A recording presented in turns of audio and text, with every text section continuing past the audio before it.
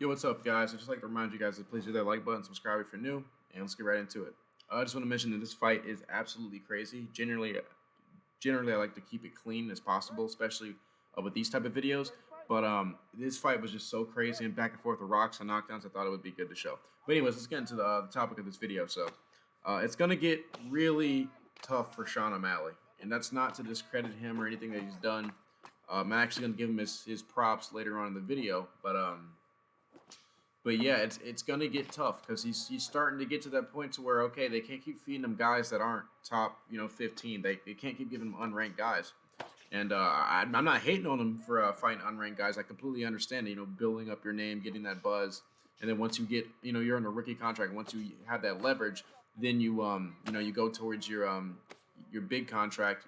With all that buzz, and you have a lot more leverage to work against the company. Because I'm all for fighters, getting paid more. So the more leverage you have against the UFC, the better. Um, but yeah, Sean O'Malley, he never really seems to disappoint in terms of his performance. Um, we had that one Cheeto Vera, mishap or whatever. You guys can, you have your own opinion on that. But other than that, it really seems like every time Sean O'Malley goes out there and fights, he's always either getting a knockout or having an incredible performance and really just, I'm saying, putting them hands on somebody. And it's such an aesthetically pleasing thing from Sean O'Malley. It's just super nice to watch and super crazy to look at. Whether it's the creative striking, I'm saying, the actual aesthetic of Sean O'Malley, the crazy hair and the tattoos and everything, and his long, lengthy, Slender Man like Slender Man esque, statue. It's just fun watching Sean O'Malley fight. It's super fun watching Sean O'Malley fight. And I think that does add to the factor, the leverage factor, which is definitely good for a UFC fighter to have. So yeah, Sean O'Malley never really seems to disappoint. He always seems to put on a show when he goes out there. And he said he was injured. Let's just speak on the fight real quick. Sean O'Malley, the UFC 269 fight.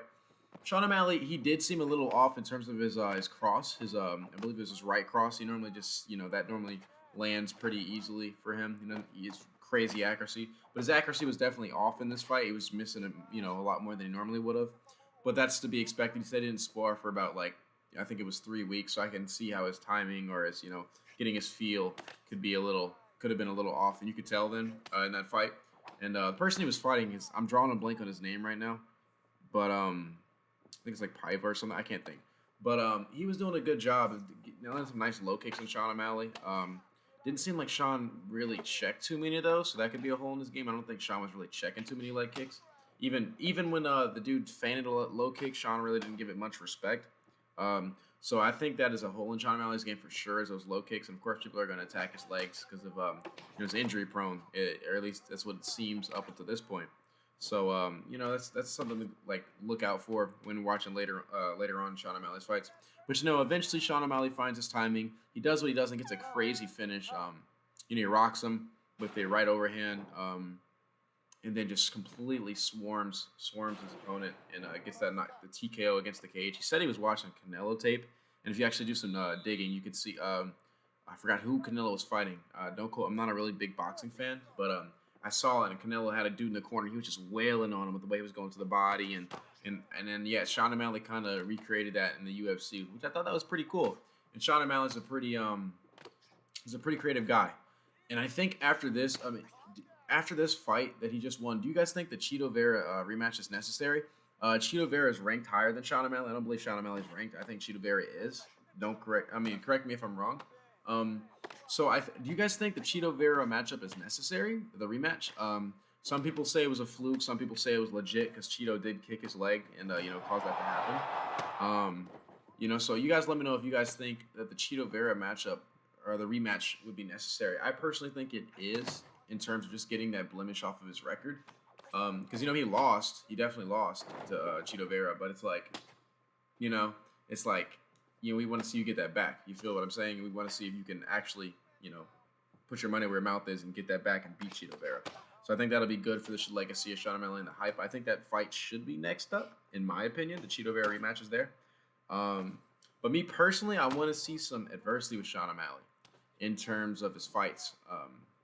And what I mean by adversity, I don't mean him getting injured, like a bad injury and then getting finished. That's not adversity in the context of what I mean, I want to see Sean O'Malley get pushed, kind of like a Charles Oliveira was getting pushed against Chandler or Poirier. I want to see Sean O'Malley fight someone that actually pushes him to his limits, whether that's with striking or wrestling.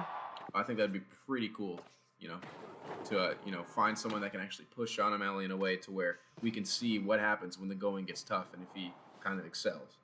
Um, Now, another topic I like to talk about here is that you can't deny what Sean O'Malley, his kickboxing, you can't deny it. People are saying, oh, he's fighting cans, yeah, this, that, and the third. You can't deny Sean O'Malley's kickboxing. I mean, it's clearly nice. People like Israel Adesanya give it props. So I like for people to stop saying, oh, of course his boxing good when he's fighting cans. No, bro. He's first of all, he's not fighting cans. He's just not fighting ranked opponents. And on top of that, it's not even like it's not a subjective thing. I mean, his boxing's clearly creative and super nice, and people just don't give him respect because he's not fighting ranked opponents per se.